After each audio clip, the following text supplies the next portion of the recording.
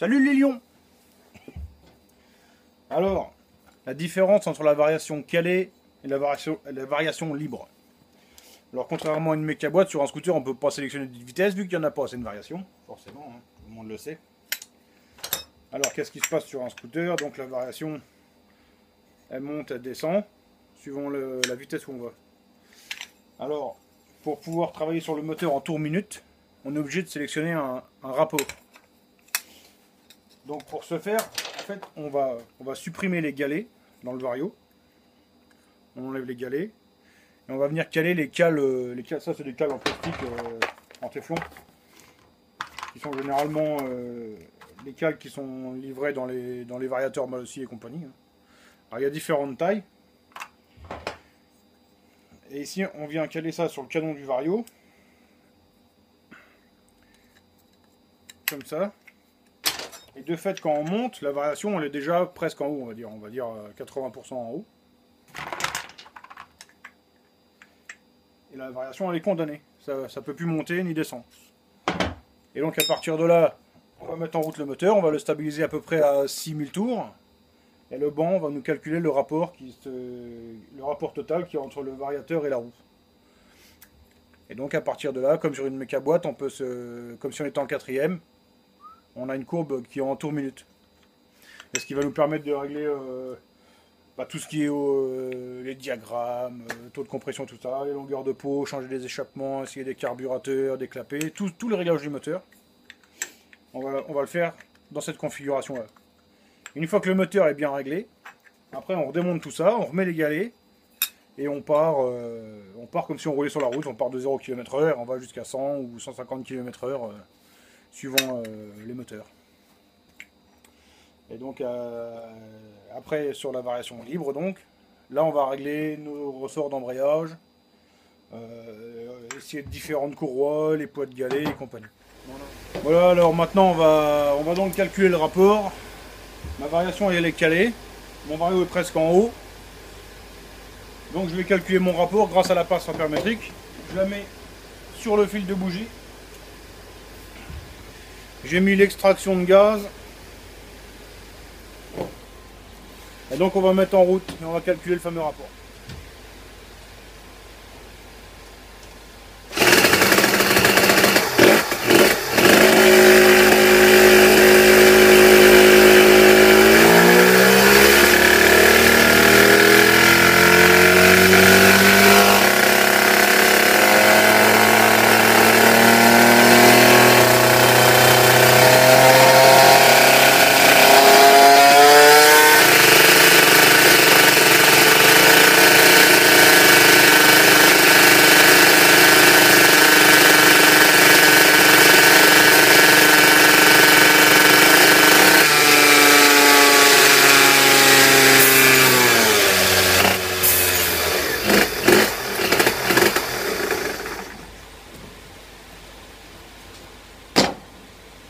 Voilà, je renlève ma pince.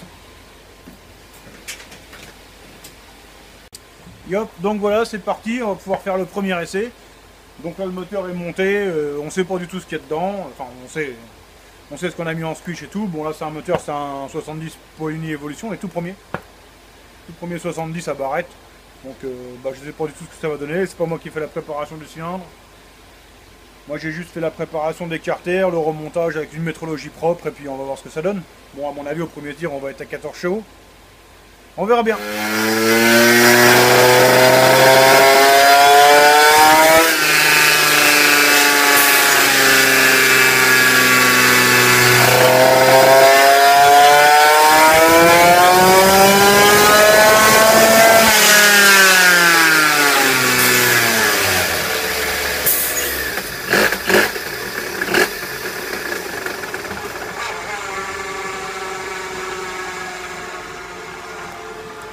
Bon, et ben on n'est pas à 14 chevaux.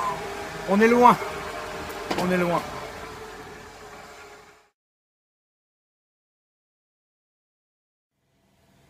Donc là on a vu, on est à 9 chevaux 4.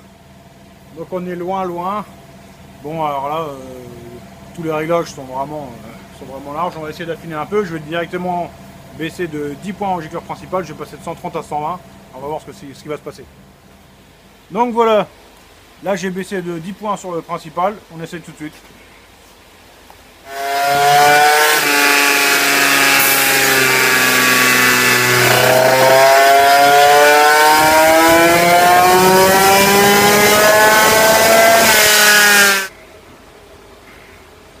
Bon alors là on est encore plus à la ramasse, donc c'est pas du côté là qu'il faut aller.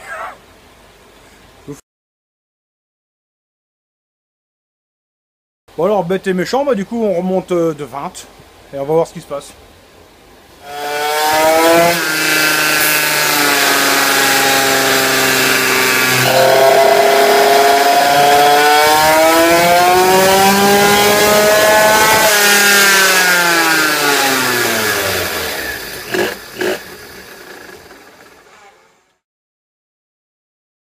Alors qu'est-ce qu'on voit? Donc au départ on avait 130, on a descendu de 10 points, du coup c'était vraiment trop pauvre. On a remonté de 20, donc à 140. Donc 140 c'est un peu trop riche parce qu'on n'a plus du tout d'allonge.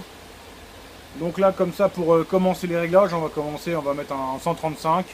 Et puis après on va partir, on va essayer de regarder un peu l'allumage, voir ce que ça fait.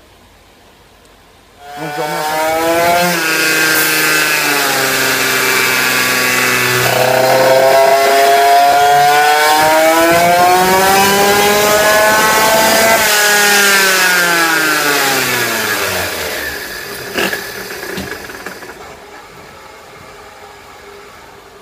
Voilà, je crois qu'on va être pas mal. Là, on a notre record pour le moment sur la carburation.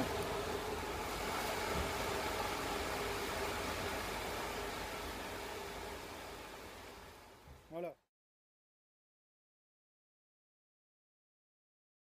Donc voilà, on a notre, on va dire notre carburation approchante, notre record entre guillemets pour l'heure actuelle avec les réglages qu'on a d'avance et compagnie, les clapets et tout. Donc là, on va essayer de... Pour moi, on est complètement dans les choux au niveau de l'avance à l'allumage. Donc on va essayer de lui remettre un petit peu d'avance. Pour l'instant, on va pas contrôler, on dessert juste le stator, on y va vraiment tac tac tac tac. Et on regarde, on essaie de reculer un tout petit peu. Voir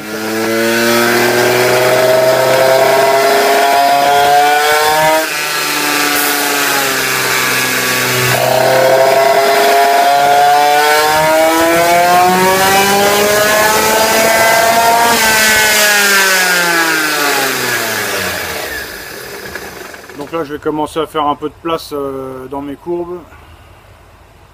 Effacer des courbes, je vais garder que mon avance approchante et le tir avec l'allumage que je viens de faire à l'instant. Donc ça donne ça.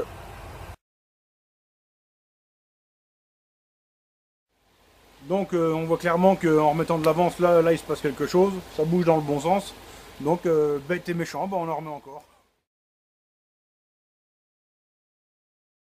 Donc voilà, bah fait et dit, ça monte bien. Donc du coup moi je vais continuer à faire de l'avance. Et une fois que mon avance elle bougera plus, bah, je me remettrai un petit peu sur la carburation, histoire d'affiner un peu les deux. Et on va monter comme ça tranquillement. Donc je vous reprends après. Donc voilà, j'avance toujours dans mes réglages. Hein. Je monte en puissance. Voilà, je viens de toucher les 16 chevaux. En jouant sur l'avance. Et un petit peu la carburation, j'ai un petit peu redescendu parce que je commence à être un peu riche. Par contre on voit vraiment que c'est creux, hein, c'est creux, il n'y a pas de coupe. Il n'y a pas de coupe du tout. On est à, je ne sais pas combien, 0,85 sur un 70, on peut largement mieux faire, sachant qu'il est quand même pas mal comprimé, hein, il est presque à 16 de taux de compression. Donc je pense que le pot est trop pointu. On voit la puissance maxi, elle est vachement haut, elle a 13003. C'est pas normal. Sur un cylindre comme ça, on devrait être à 12005, 12008. Donc je pense qu'on va essayer de rallonger un petit peu le venturi du pot. Et ça devrait nous regonfler toute la courbe. On va voir ça. Donc voilà, là je vais rallonger un petit peu la bride du pot. Seul problème c'est que j'ai qu'une rallonge, enfin j'ai pas grand chose là, donc je vais mettre une rallonge de 1 cm, ça va me bouger à peu près 800 tours la puissance maxi. Enfin, en gros 800 tours. Le seul souci c'est que là du coup je vais plus avoir beaucoup d'emmanchement. Ça va peut-être fuir un petit peu. Mais pour un test, c'est bon. Je remonte ça, je vous reprends. Donc voilà, j'ai remonté mon échappement. On va essayer tout de suite voir ce que ça fait.